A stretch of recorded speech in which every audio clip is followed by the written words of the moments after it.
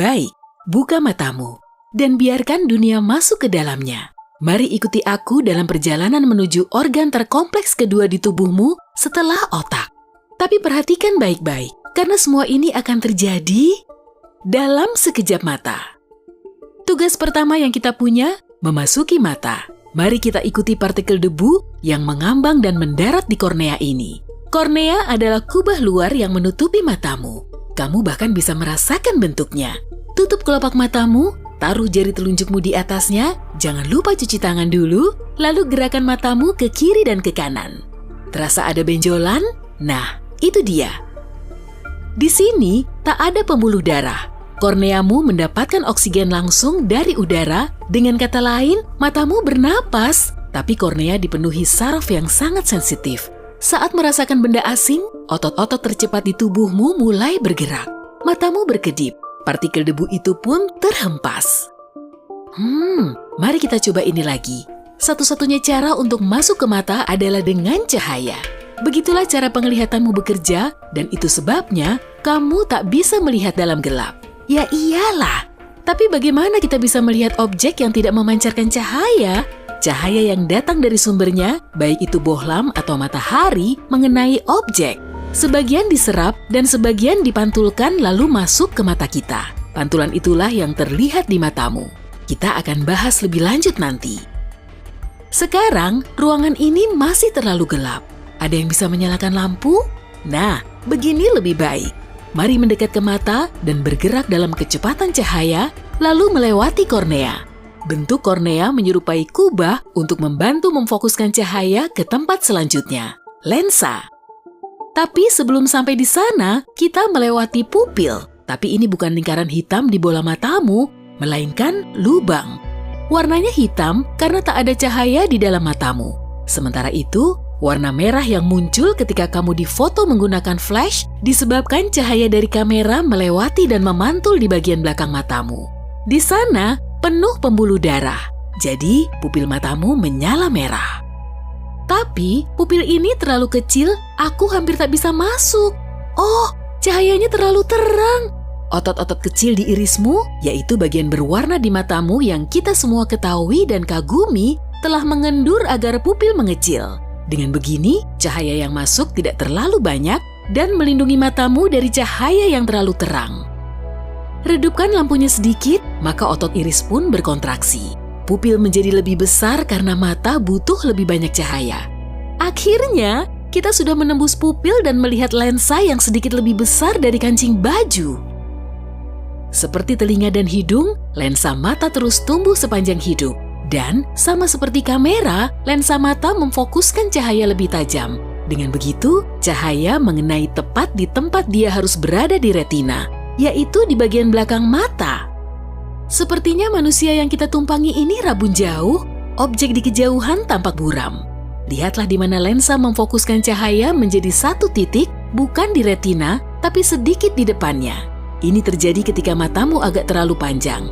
Jika kamu rabun dekat, objek di dekatmu tampak buram, titik fokus itu berada di belakang mata karena bola matamu terlalu pendek.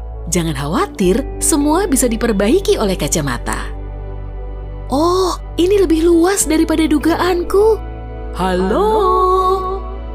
Ya, itu karena kamu cuma melihat sekitar 1/6 matamu ketika bercermin.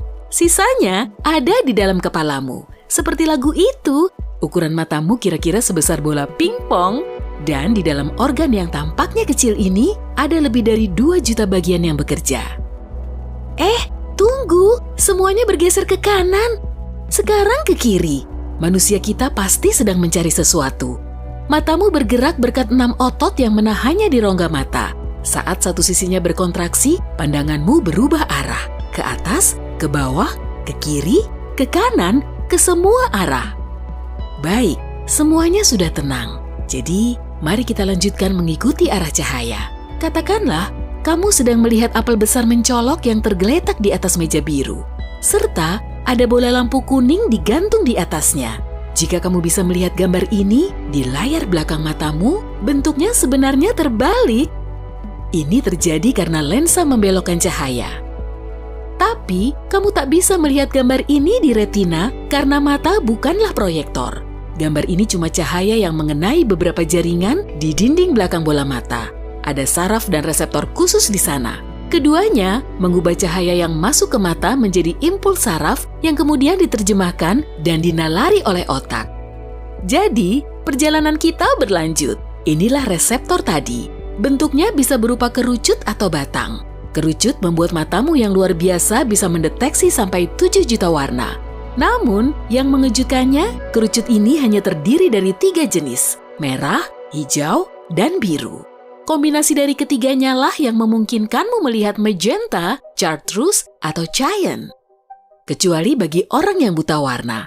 Bisa jadi mereka kehilangan salah satu dari jenis warna tadi atau itu tidak bekerja sebagaimana mestinya. Jadi, orang yang buta warna sama sekali tidak melihat warna tertentu atau warna objek yang dilihat agak samar.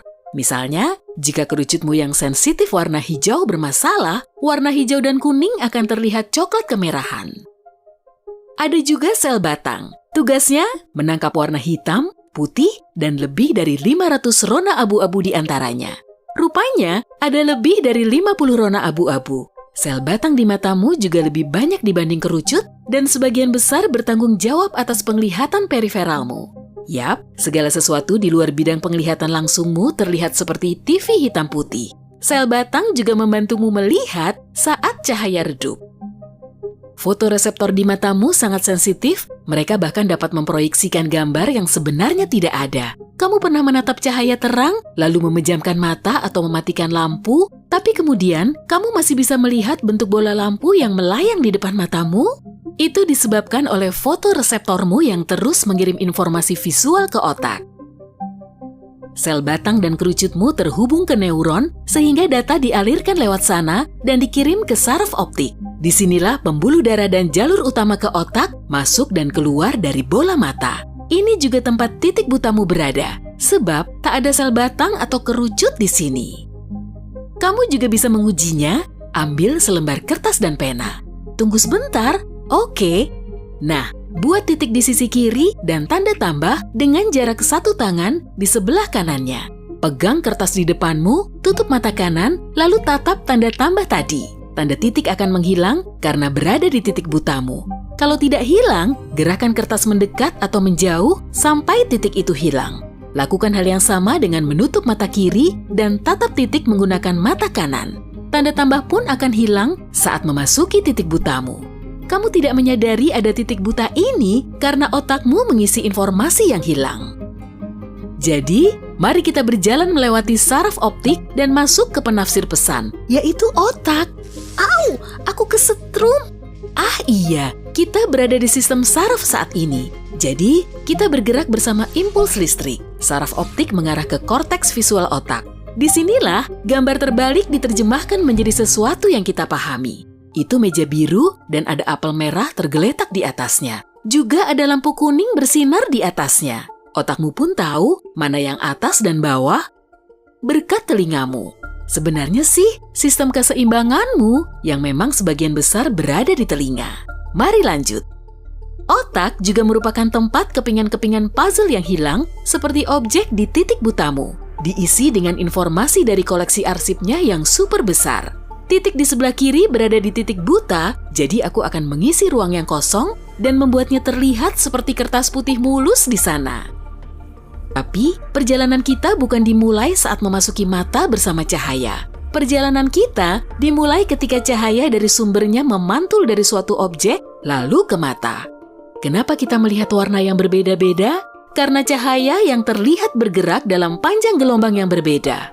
Apel merah di atas meja menyerap warna lain dan memantulkan gelombang cahaya merah, yang istilahnya juga gelombang cahaya merah. Sementara meja memantulkan warna biru dan begitu seterusnya. Sementara benda hitam menyerap semua cahaya dan benda putih memantulkan sebagian besar cahaya. Gelombang yang dipantulkan itu mengenai sel kerucut dan batang yang sensitif terhadapnya. Dan duniamu menjadi penuh warna, terutama gelombang cahara merah.